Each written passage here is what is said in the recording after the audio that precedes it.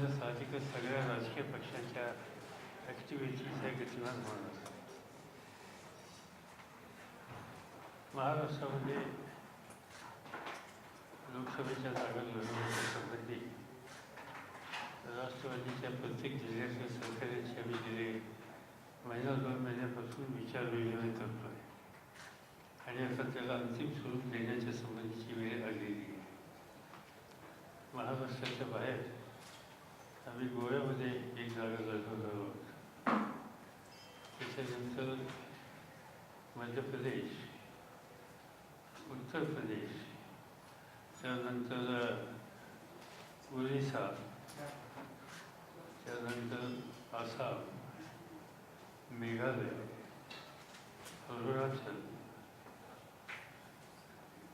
नागालँड या सगळ्या नॉर्थ ईस्टच्या राज्यांमध्ये सुद्धा जागा लढवणार आहोत. आमचा प्रयत्न असा आहे की केरळमध्ये एक जागा त्या ठिकाणी लढवण्याच्या संबंधीचा आमच्या सरकारचा आग्रह आहे.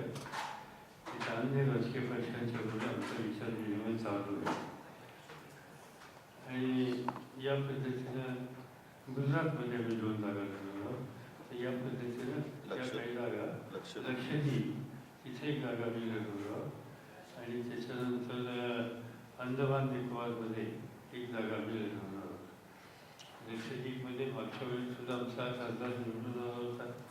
पाठीमागच्या निवडणुकीमध्ये आमचा पराभव झाला, 154 मतांनी तो पराभव झाला होता. पण त्यानंतर तिथे जिल्हा परिषदेच्या निवडणुकीचं दुसरी कुठली संस्था नाही, फक्त जिल्हा परिषदच आहे. त्या जिल्हा परिषदेमध्ये हल्लीच मतदान झालं, त्याच्यामध्ये आम्हाला 51% मतं पडली आणि 49% मतं ही काँग्रेसला पडली गेली.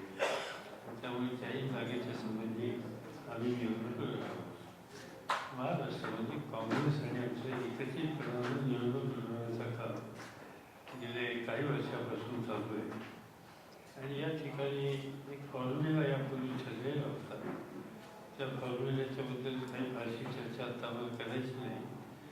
फक्त त्याच्यामध्ये काही मतदारसंघामध्ये सीट निवडून येण्याच्या दृष्टीनं काही ठिकाणी आमच्याकडे प्रभावी उमेदवार आहे पण तो मतदारसंघ काँग्रेसकडे आहे. काही ठिकाणी काँग्रेसकडे प्रभावी उमेदवार आहे पण तो मतदारसंघ आमच्याकडे आहे. त्या संबंधीची चर्चा ही होईल आणि ती करण्याची प्रक्रिया आम्ही सुरू करतो. याच्यामध्ये साधारणतः चर्चा जी होईल ती साहजिकच आमचे बरेचसे सहकारी प्रफुल्ल पटेल किंवा मी स्वतः असेल त्यावेळेला ती काँग्रेसच्या राष्ट्रीय पातळीच्या नेतृत्वाच्या बरोबरची चर्चा होईल. एकदा आमची प्राथमिक चर्चा झालेली आहे पण त्याला अंतिम स्वरूप देण्याच्याबद्दलची काळजी ही त्या ठिकाणी घेतली जाईल आणि साधारणतः त्याचं सूत्र ठरवायच्या नंतर म्हणजे जागा बदलणं किंवा तत्सम जे प्रश्न आहेत ते आमचे राज्याचे अध्यक्ष, राज्याचे उपमुख्यमंत्री, त्यांचे सहकारी, कार्याध्यक्ष हे बसून या ठिकाणी काँग्रेस जनांच्यावर करतील.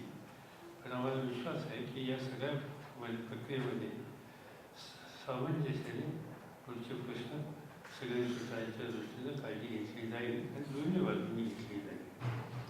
आता आज आम्ही जी प्रक्रिया पूर्ण केली ती निम्म्या राज्यातल्या जिल्ह्यांची आम्ही त्या ठिकाणी केलेली. उद्याही आम्ही निवडणूक बसणार आहोत. आमचा अर्थात निवडणुका कधी येतील काय येतील याचे अंदाज आहे पण जो माझा अंदाज आहे त्यानुसार 16 एप्रिल ते 13 मे या 5 फेजमध्ये मतदान होईल आणि साधारणतः महाराष्ट्रातला यापूर्वीचा अनुभव लक्षात घेतला तर नेहमी पहिल्या 1-2 फेजमध्ये महाराष्ट्रातलं मतदान संपतं.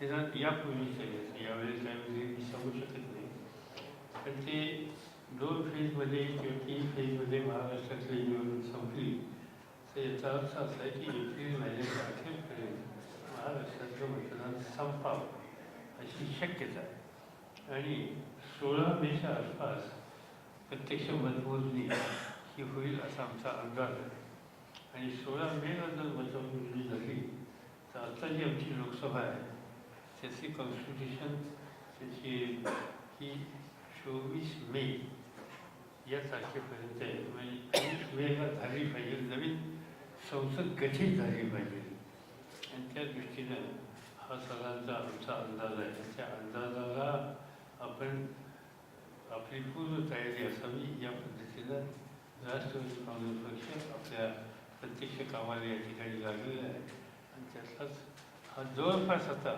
अंतिम टप्प्याला आम्ही आता इथे पोहोचलो. त्याची या ठिकाणी आज कार्यवाही करण्याची प्रक्रिया सुरू आहे. तुम्हाला काही विचारायचं असेल तर यापूर्वी सुद्धा आम्ही लढवलेले आहे. तर तिथे UPAचा घटकपक्ष म्हणून आम्ही लढवला. आम्ही स्वतंत्र मेघालयमध्ये काँग्रेस आणि आमची लढाई आमची निवडून लागली. त्या ठिकाणी काँग्रेसचाच पराभव करून आमची मगाशी मी लक्षद्वीपमध्ये सांगितलं की 154 मतांनी आमचा पराभव झाला, तर आमचा काँग्रेसकडे पराभव झाला. केरळमध्ये आम्ही मागच्या वेळेला काही जागा लढवलं. विधानसभेमध्ये आमचे प्रतिनिधी आहेत आता केरळमध्ये आणि लोकसभेची सुद्धा आम्ही एक जागा लढवली. पण केरळमध्ये आम्ही लेफ्ट फ्रंटच्या बरोबर पहिल्यापासून आज नाही जवळपास गेले 20 वर्षापासून आणि त्यावरती अरेंजमेंट आमची तिथली कायम आहे आणि आम्ही एकमेकाला त्या ठिकाणी सहकार्य करतो. गुजरातमध्ये मागच्या वेळी जी आम्ही निवडणूक लढवली होती ती काँग्रेसच्या बरोबर आम्ही राहून लढवली होती आणि अन्य ठिकाणी आम्ही स्वतंत्र काँग्रेसही स्वतंत्र लढवली होती.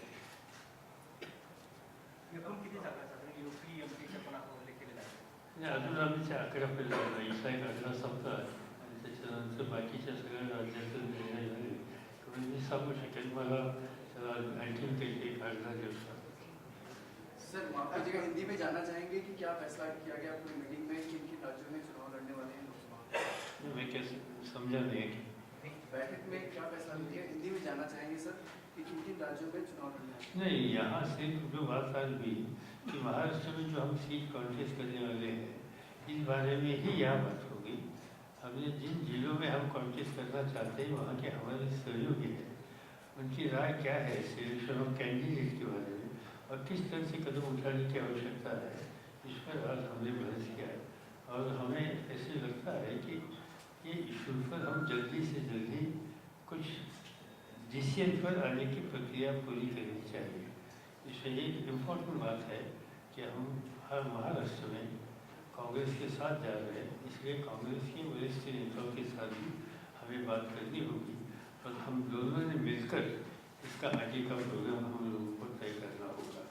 सर आपकी तरफ से 22 सीटों की मांग की जा रही है इस बार भी, और पिछले बार भी कहा जा रहा था कि 19 सीटें मैंने जहाँ नेशनल लेवल पर बात की तो वहाँ इस तरह की बात हमसे किसी ने की नहीं. सर आम आदमी पार्टी का इफेक्ट कितना देखने को मिलेगा इस बार के इलेक्शन में? मालूम नहीं. हमें बेसिकली हमारा काम और हमारा संपर्क लोगों में जिस तरह से है इससे हम यहाँ ठीक तरह से काम करेंगे ये विश्वास हमें है. सर लगातार कांग्रेस की छवि बाकी लोगों को Delhi Congress. Do you see Rahul Gandhi as a prime minister candidate? I don't know how can I say that. You see, it's not in my hand. दिल्लीमध्ये काँग्रेसने अँथोनी यांच्या अध्यक्षतेखाली जागा वाटपासंदर्भात चर्चा करण्यासाठी समिती नेमली. मित्र पक्षांबरोबर चर्चा करण्यासाठी एक समिती आहे काँग्रेसने नेमलेली अँथोनी यांच्या अध्यक्षतेखाली. त्यांच्याबरोबर चर्चा काँग्रेसकडून सांगितलं जात आहे. आम्हाला माहिती नाही, आम्हाला कोणी सांगितलं नाही. म्हणजे असली तर आनंद आहे, कारण आम्हाला त्याच्याशी चर्चा करणं आमचे दोन्ही सहकारी आहेत, मित्र आहेत, एकेकाने आमच्या पक्षातही होते, त्यामुळे आम्हाला सोपं त्याच्याशी बोलतात. महाराष्ट्रात किती जागांच्या असं नाही, अजून आम्ही चर्चा करतो. उद्या निम्म्या जागेची चर्चा उद्या करणार आहोत. आज निम्म्या जागेची चर्चा केली. आम्ही विचारलं काही आमच्या सहकार्यांना. साधारणतः आम्हाला आमच्या सहकार्यांचं मत असं आहे की ज्या जिल्ह्यामध्ये आम्ही दोन्ही जागा लढवतो तिथं दोन्ही पक्षाचे कार्यकर्ते एकत्रितपणानं काम करायला मर्यादा येतो. म्हणजे एकतर्फी सोबत त्या जिल्ह्यात सगळी सिच्युएशन होती आणि म्हणून शक्यतो एक तरी लढली एक आम्ही लढवली, एक आम्ही लढली तर एक तरी लढवली. म्हणजे दोन्ही पक्षाचे कार्यकर्ते एकमेकाला सहकार्य उत्तम रीतीने करतात आणि म्हणून तशी चर्चा थोडी बहुत आम्ही आमच्या सहकार्याची आज केली. जागा वाटपाबरोबर चर्चा कधी सुरू होणार काँग्रेसबरोबर? इथं आम्ही चर्चा करणार नाही. काँग्रेस पक्षाचे राष्ट्रीय तुम्ही म्हणता त्याप्रमाणे अँथोनीची कमिटी केली असेल तर आम्ही वेळच घालवणार नाही. ताबडतोब शक्यतो पुढच्या आठवड्यातच म्हणजे कधी उद्या 6ला त्याच्यानंतर मी दिल्लीला गेल्यावर त्यांची जी सुविधा असेल ती बघून त्याबद्दलची आम्ही चर्चेची प्रक्रिया सुरू करू आणि तिथं जी करून तिथं एक सूत्र ठरेल. पण प्रत्यक्षात जागेच्या संबंधी कॉन्स्टिट्युन्सी का कॉन्स्टिट्युन्सी एक्सचेंज करायचं का काय ते आमचे राज्याचे अध्यक्ष, राज्याचे उपमुख्यमंत्री, त्यांचे सिनियर सहकारी हे सगळे बसून काँग्रेसच्या सहकार्यांची विचारविनिमय करतील. सर, पहिली यादी खूप लवकरच पाहायला मिळेल राष्ट्रवादीची शक्यता व्यक्त केली जाते. कधीपर्यंत अपेक्षित राहील? सर, अजून आम्ही काँग्रेसची पूर्ण बोललेलो नाही, पण आमची इच्छा अशी आहे की शक्यतो ह्या गोष्टी लवकरात लवकर संपून कामाला लागावं. कारण मी तुम्हाला अंदाजे निवडणुकीच्या तारखा सांगितल्या आणि 16 मेला ज्याची मतदानाची 16 एप्रिलला मतदानाची प्रक्रिया सुरू होईल त्याच्या आधी 45 दिवस प्रोग्राम जाहीर होईल. त्याच्या आधी 30 दिवस प्रत्यक्षपणानं नॉमिनेशन हे सगळे सुरू होईल. हे सगळं बघितलं तर मार्चमध्ये आपण हे फुल फ्लेजने काम सुरू होईल. त्यामुळे आता आम्हाला विलंब करण्याची अजिबात इच्छा नाही.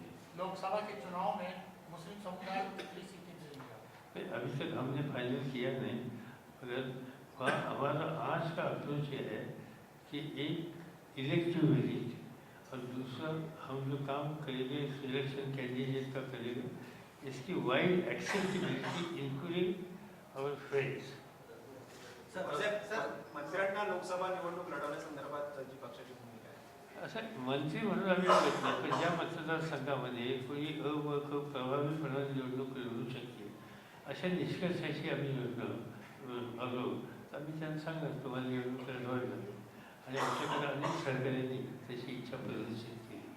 सर, आजच्या आढावा बैठकीच्या भाषणामध्ये शेवटी तुम्ही असं बोलला, वाक्य असं आहे की आगामी विधानसभा निवडणुकीच्या निमित्तानं महाराष्ट्रात नव्या चेहऱ्याची नवी टीम उभी करायची हा सुद्धा एक दृष्टिकोन आहे. तर या वाक्याचा अर्थ याच्यामध्ये साधारणतः समजा आम्ही 100 जागा लढवल्या, ते 25-30% तरी आम्हाला यंगस्टर्स आणायची इच्छा आहे, युवतींना आणायची इच्छा आहे. ते चेहरे थोडेसे नवीन, कारण असं काय झालं आहे आमच्या सगळ्यांच्या जनरेशन गॅप काढायला लागली. म्हणजे मी स्वतः ठरवलं उभं राहायचं कारण नाही, त्याचं कारण असं आहे की आता जवळपास 46-47 वर्ष झालं निवडणुका लढवल्यानंतर तर लोकांना नवीन फेसेस पाहिजे, आम्ही ॲक्सेप्ट केलं पाहिजे आणि आमच्यासारख्या लोकांनी बाकीच्या संघटनेच्या जबाबदाऱ्या घेतल्या पाहिजे. त्या दृष्टीनं आमचा प्रयत्न हा राहील काही प्रमाणामध्ये नवीन फेसेस हे द्यायचे. लोकसभेलाच करता आलं नसतं तर आम्हाला आनंद आहे, पण लोकसभेला आमच्याकडे जागा मर्यादित आहे. त्यामुळे हे काम आम्ही विधानसभा, जिल्हा परिषद, नगर परिषदा याच्यामध्ये अधिक करू इच्छितो. सर, यावेळी राष्ट्रीय पातळीवरती मतांचं गणित बदलण्याची शक्यता आपल्याला वाटते का? ज्याप्रमाणे युपीए इंडिया आहे त्याचप्रमाणे नवीन पक्ष देखील कुठेतरी शर्यतीमध्ये येतात, त्यामुळे मतांचं एकूण गणित यावर्षी कसं असेल? यावेळी कशामुळे मतांचं गणित एकूण बदलण्याची शक्यता वाटते का यावर्षी? कारण एनडीए आणि युपीए बरोबरचे नवीन पक्ष देखील आता शर्यतीमध्ये येत आहेत, त्याच्यामुळे काय बदलण्याची शक्यता? मला माहीत नाही कोण नवीन पक्ष आमच्या म्हणजे युपीमध्ये अशी काही चर्चा आमच्याकडे झालेली नाही आणि कोणी त्या संबंधात आमच्याशी बोलले. पवार साहेब, आदर्श घोटाळ्याच्या अहवालावरून बराच घोळ राज्यमंत्रिमंडळात घातला गेला. आधी तो फेटाळला, नंतर तो स्वीकारला, निर्णय कोणी घेतला इथपासून त्याच्यावर ताशेरेबाजी झाली, आरोप प्रत्यारोप झाले. तर तुम्ही या निर्णयाकडे कसं बघता? म्हणजे आधी असं फेटाळला आहे की मी त्याचा अहवालाचा काही भाग मी वाचला, काळजीपूर्वक वाचला आणि मुख्यतः माझ्या पक्षाच्या 2 सहकाऱ्यांचा त्याच्यात उल्लेख आहे म्हणून अधिक काळजीपूर्वक वाचला.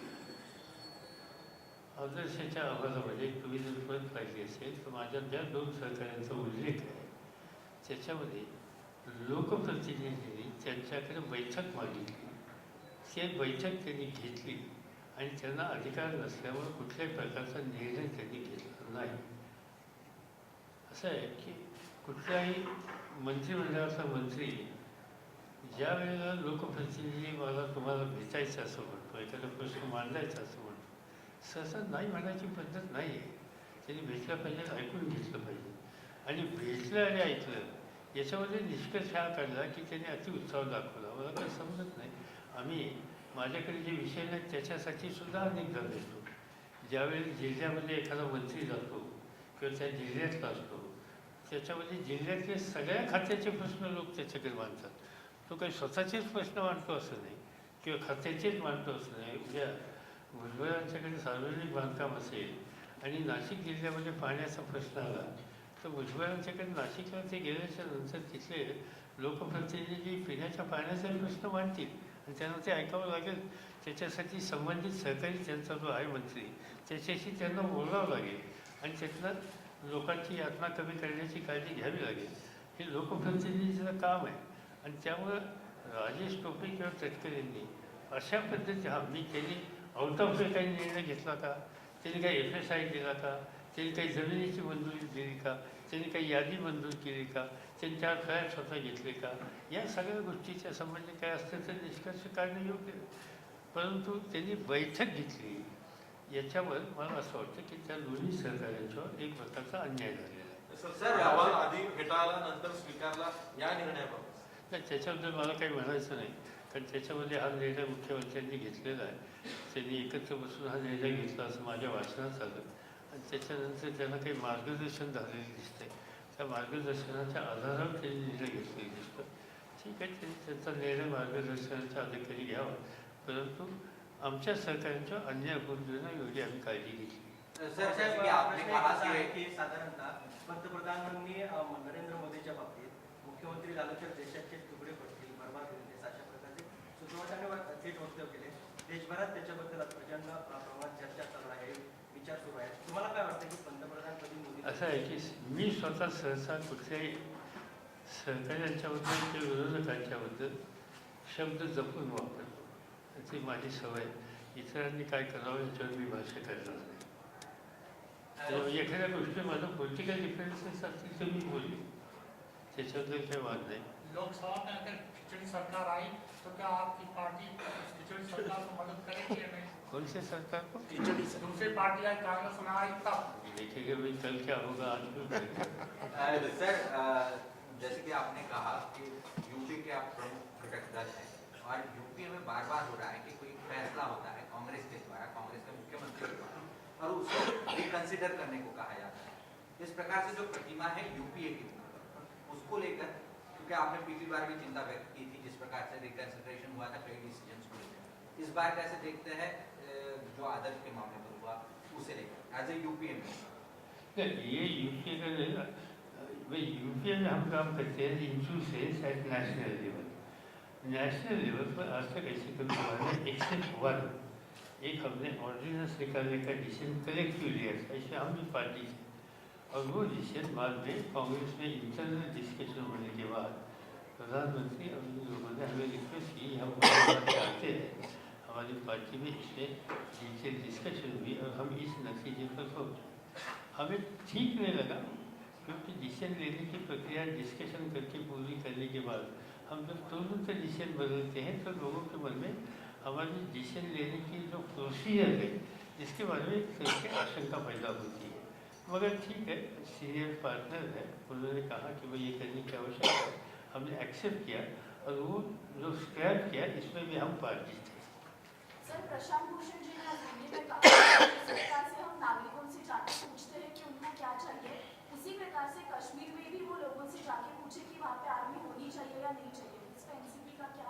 फर्स्ट पहला सेंस है प्रशांत भूषण जी ने दिल्ली में ऐसा कहा है कि जिस प्रकार से हम लोगों से जाके कह रहे हैं कि आपकी क्या राय है, आपको क्या चाहिए, उसी प्रकार से कश्मीर में जाके वहाँ के लोगों से पूछना चाहिए कि वहाँ पे आर्मी डिप्लॉय करनी है या नहीं करनी है. ऐसा प्रशांत भूषण जी ने कहा है. इसमें क्या कहना है? जहाँ तक कश्मीर तक ये सवाल सीमित हो तो यहाँ किसी को पूछने की आवश्यकता नहीं. देश की इंटीग्रिटी एंड देश की यूनिटी और देश की सिक्योरिटी ये इशू पर डिस्कशन हो नहीं सकता. यहाँ ध्यान देना होगा नेशनल लार्जेस्ट इंटरेस्ट के बारे में. हाँ, कुछ गलत कदम उठाने नहीं चाहिए. फोर्सेस ने किसी के ऊपर अत्याचार नहीं करना चाहिए, यहाँ तक देखना ठीक है. मगर जहाँ कोई फॉरेन फोर्सेस कुछ समस्या पैदा करने की स्थिति में है वहाँ सिक्योरिटी के बारे में कुछ कदम उठाए तो वो उठाने से पहले वहाँ किसी को जाकर पूछने की आवश्यकता नहीं है. और साहेब, काँग्रेसमध्ये राहुल गांधींना पंतप्रधान पदाचे उमेदवार जाहीर करण्यात राष्ट्रवादीचा पाठिंबा असेल, राहुल गांधी यांचं नाव जाहीर केलं. असं आहे, कुठल्याही राजकीय पक्षाला आपला प्रतिनिधी नेता कोण आहे तो सांगायचा अधिकार आहे. आम्हाला काही त्याच्यासंबंधी भाष्य करण्याचं काही कारण नाही. उद्या राष्ट्रवादी काँग्रेस पक्षाने असं ठरवलं किंवा महाराष्ट्र देशाच्या संसदेमध्ये आमच्या वतीनं अ ब क यांना नेता निवडायचा हा आमचा अंतर्गत प्रश्न आहे, तर आम्ही निवडू शकतो. पण घटक पक्ष म्हणून तुमची काय भूमिका? घटक पक्षाचा संबंध काय आला, म्हणजे त्यांचं निवड करण्याच्यामध्ये आमचा काय संबंध आला किंवा आमची निवड करताना त्यांचा संबंध येणार नाही. त्यामुळे याच्यात आम्ही काही पडणार नाही. हा घटकाचा पक्ष आहे आणि पुढं काय होईल त्यावेळी बघू. आज कशाला त्याच्यासाठी काही आमच्याकडे एक म्हण आहे, बाजारात तुरी आणि कोण कोणाला माझे. महाराष्ट्र में आम आदमी पार्टी कितना इफेक्ट रहेगा आपका? मैं तो नहीं बता सकता हूँ. मैं इतना बता सकता हूँ कि जिस क्षेत्र में हमारा पार्टी का काम है, जहाँ कांग्रेस का काम है, वहाँ हम मिलकर ठीक से कदम उठाए हैं, तो हमें कोई चिंता लगती नहीं. और महाराष्ट्र में जो चुनाव होगा वो मेनली बीजेपी शिवसेना के साथ होगा, ऐसे हमें लगता है. तर साहेब, ज्या UPAच्या फ्लॅगशिप स्कीम्स आहेत त्यांची अंमलबजावणी महाराष्ट्रामध्ये फारशी समाधानकारक आहे. For example food security scheme आहे, ती 31 डिसेंबरची डेडलाईन होती, ती पुढे ढकलली गेली, आता 26 जानेवारी केलेली आहे. तर अशा अनेक जे निर्णय आहेत किंवा ज्या योजना आहेत त्यांची अंमलबजावणी समाधानकारक होत नाही किंवा त्या पेंडिंग आहेत किंवा त्यांच्या अंमलबजावणी अजूनही वेळ लागतो आहे. याबाबत तुम्ही राज्य सरकारला काही सांगू शकता? हे काही सांगायची गरज नाही, कारण 26 जानेवारी 31 डिसेंबर आणि 26 जानेवारी याच्यामध्ये काही 26-27 दिवसाचा प्रश्न आला आहे.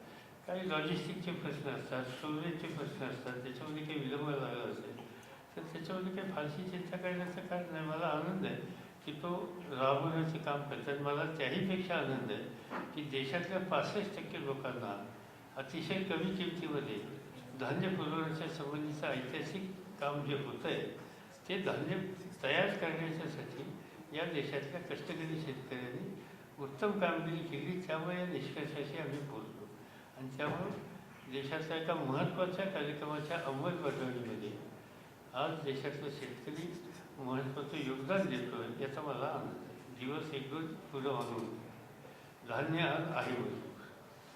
साहेब, हे सगळं असताना की एवढे चांगले निर्णय लोकांच्या हिताचे निर्णय होत आहेत, 65% लोकांना अत्यंत माफक दरात धान्य उपलब्ध होत आहे, तरी देखील जो काही माध्यमांचा सुरू आहे, जो काही इथल्या राजकीय विचारवंतांची जी काही मतं आहे की या नकारात्मक पद्धतीचे ज्या सुरू चालू आहे की प्रस्थापित सरकार विरुद्धचा जो रोष आहे तो कायम आहे, युवा वर्गामध्ये आहे, महिला वर्गामध्ये आहे. तर ह्याच्या काय डोकून हा का ऐकून मला काही समजत नाही. कारण असं आहे की अलीकडे तुम्ही सगळेजण एका निष्कर्षाची आला की देशामध्ये रोष आहे किंवा देशामध्ये वेगळी होते आणि त्या दृष्टीनं त्याचा आधार तुम्ही घेता.